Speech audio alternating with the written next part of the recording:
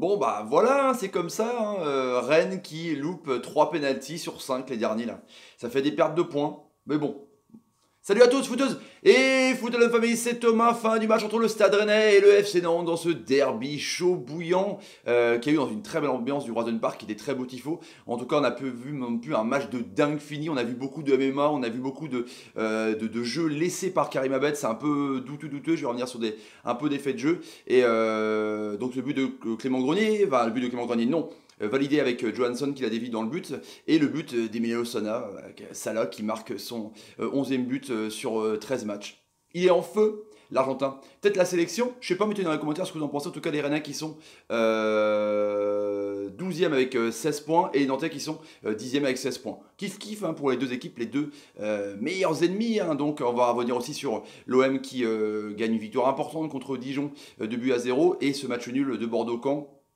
Non, on n'en parlera pas, mais juste un petit mot. Donc on a vu une composition d'équipe classique hein, pour maintenant l'ami Lamouchi avec Ounou en pointe, avec l'ami Grenier donc, qui redescend du coup, qui remonte parce que Johansson prend lieu et place de ce rôle numéro 6. Il est très bon le Suédois qui marque pour son premier but, c'est assez incroyable. Et Nantes est resté vraiment façon autobus avec coach Vaïd, mais c'est vraiment pragmatique, c'est comme une stricte basket. Dès qu'il y a un porteur de ballon rennais, ça va direct dessus. C'est vraiment à l'image de Diego Carlos qui a été des fois un peu limite, mais un excellent défenseur du côté du FC Nantes. Du coup, on a vu une première mi-temps à l'avantage des Rennais. Hein. Il y a 60-40 à la fin du match, 415 passes pour les Rennais, 270 pour les Nantais. C'est très très faible, mais c'est pas non plus super élevé pour une équipe qui domine pour Rennes. Il y a eu pas mal d'approximations à la fin, c'était vraiment des flippers de dauphin, des têtes, des jeux techniques, c'était pas non plus oufissime. On a vu donc dès la première dizaine de minutes vraiment Rennes pousser, ils en voulaient, il y avait du mordant pour un peu laver l'affront de la Coupe d'Europe et Kiev. Du coup, il y a eu cette faute que Ismail Assar a provoqué énormément justement,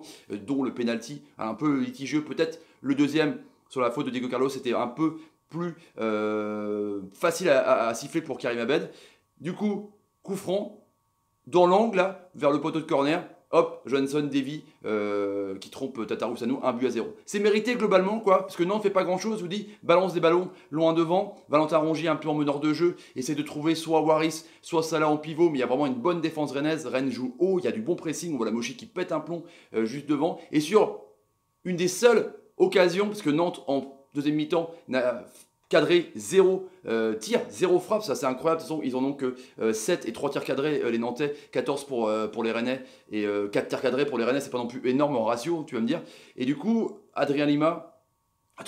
Lima, tout court, il a son pied de ouf, son pied gauche, hop, il fait une magnifique passe pour Carlos, pam, il a dévié et Koubek, ça lui passe au-dessus alors que Koubek fait 2 mètres. J'ai des doutes sur les gradins rennais quand même. En tout cas, la première mi-temps finit comme ça. Il y a quelques bonnes occasions. Il y a encore des fautes qui sont réalisées sur Ismail Assar, qui est vraiment très très rapide, très très bon dans les petits espaces. Je trouve qu'il a pris du coffre et de l'épaisseur. En tout cas, les Nantais sont pragmatiques, intéressants dans le duel. Ils restent bien derrière. Et les Rennais, ça circule pas mal avec Grenier un peu plus haut, qui est dans peut-être son rôle plutôt de meneur de jeu comme il avait à Lyon. En tout cas, c'est une première mi-temps.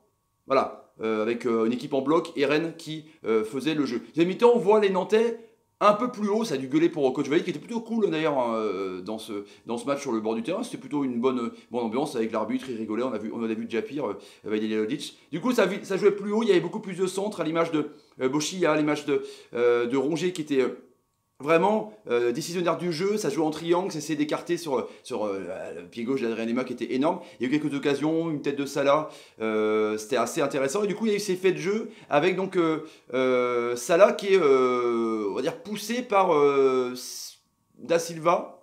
Il n'y a pas de faute. Ça aurait peut-être pu mériter un point variole quand même, je trouve. Mais l'arbitre ne voulait pas de la variole, même si c'est contrôlé directement dans le cas régie. Et pas loin derrière, sur une belle action, un jeu en triangle sur le côté avec Ben Sebaini Del Castillo pour Sarr, on voit que Carlos enlève le ballon avant, mais fauche le joueur. Voilà, c'est un peu douteux, je trouve. Et on voit Ismail Assar qui plonge, qu'on rajoute un petit peu. Excusez-moi. Ma voix, forcément, faut que j'aille pour ce soir, j'ai un peu gueulé, évidemment. Et du coup, on voit que le penalty est validé direct. Carton jaune pour Carlos. Voilà, c'est un peu limite, je trouve. Donc, de toute façon, c'est justice pour les Nantais parce que Grenier le rate. 3 pénaltys sur 5 loupés par les Rennais, Bourigeaud, Grenier, Ben Arfa. Ça commence à être tendu, compliqué, parce que ça fait perdre des points contre Saint-Etienne, 3 points. Là, potentiellement, ça ne veut rien dire après 3 poinns. Et idem pour Bourigeaud. C'est un peu compliqué quand même, il faudra quand même les travailler. Du coup, après, en plus, Diego Carlos va couper un peu l'élan de Grenier qui voulait la reprendre. Du coup, il est gêné, donc c'est vraiment bien défendu, c'est vraiment bien arrêté par Tatarou Sanou. Du coup, voilà, c'est penalty un peu chelou. Et du coup, après, pour moi, pour un peu compenser le truc, pour ma part en tout cas, dans l'analyse, il y a peut-être un penalty avec une grosse semelle de Diego Carlos sur Ismail Assar. Il a pris des coups, en même temps c'est son profil de jeu, il est très rapide. Quand il part désembardé, tu ne peux pas l'arrêter. Un petit peu à la manière de Kylian Mbappé, à moindre mesure, attention. Et du coup, je pense que là, il y a peut-être pu avoir penalty. Mais c'était un peu bizarre parce qu'on voit que par exemple sur Waris, avec un retour dans son dos, il y avait faute. Enfin, les commentateurs, Cherou, qui a joué à Rennes évidemment, il arrêtait pas de dire faute, faute, faute, faute. Et l'arbitre, il laissait jouer. C'était même pas à l'anglais, c'était un peu compliqué. Du coup, on a vu un match haché. Les Rennais qui ont commencé à prendre un petit peu le pli, à essayer de faire beaucoup de centres, beaucoup de centres, beaucoup de centres sur Bessebani, surtout sur le côté gauche. Moins sur Amari Traoré parce que c'était un peu. Ses contrôles sont un peu les contrôles américains. Du coup, les contrôles partent un peu loin devant. Mais toujours Diego Carlos, vraiment qui est le patron de cette défense de ouf. C'était assez intéressant. Et Palois qui retourne du quart plat avec Cardozo. Donc cette défense vraiment solide. Les Nantais sont solides. Donc ils n'ont pas fait grand chose de ouf. Je vous dis, ils ont 0 tir en deuxième mi-temps. Du coup, les Rennais ont essayé, mais il y a un manque criant, vraiment de point de fixation. Sibatcheux, c'est pas mal, il a fait une tête à l'arrière. Ben Arfa n'a pratiquement rien fait à part une embardée, justement pour un relais avec Sibatcheux. Un mauvais relais, une mauvaise esprit d'information dans la surface de réparation. C'est inquiétant pour Ben Arfa quand il rentre. Mbanyong n'a rien fait. En tout cas, les Rennais qui sont tombés sur une équipe quand même qui a 4 victoires et un nul sur les 5 derniers matchs. C'est quand même assez énorme. Une équipe en confiance. Donc tu vois, c'est un mur. Une équipe vraiment qui fait des streaks, qui défend de ouf. Donc les Rennais sont tombés sur vraiment une équipe défensive de ouf qui partait en compte. C'était assez intéressant avec un Salah qui prend tout en fixation.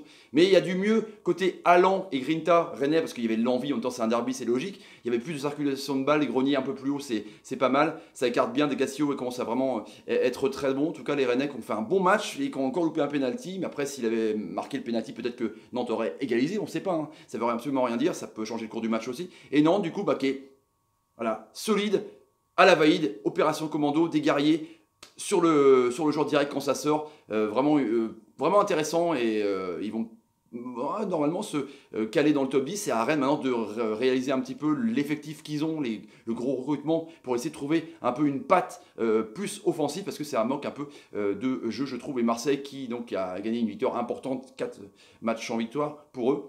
Toutes compètes confondues. Du coup, ça fait que Marseille se replace à la 6e place avec 21 points, parce que Saint-Etienne a gagné, mine de rien. Bah ouais, carrément, du coup, ils sont que 6e, mais ils recollent au ce peloton qui joue Europe, le top 6, donc avec un but de Campos et de Rami à la 84e minute. Et ce loupé incroyable de Mounir Mitroglou, vous avez dû le voir, c'était truc de ouf. Et ce Bordeaux-Camp, on n'en parlera pas, parce que les Canets n'ont fait qu'une frappe. Les Bordelais, qui avaient fait un match nul jeudi contre le Zénith en Europe, donc prennent un bon point du match nul. Mais bon, les Canets qui se rassurent un petit peu après leur défaite contre Rennes, mais les Bordelais qui continuent à faire comme ça, à les montagnes russes, à gagner, perdre.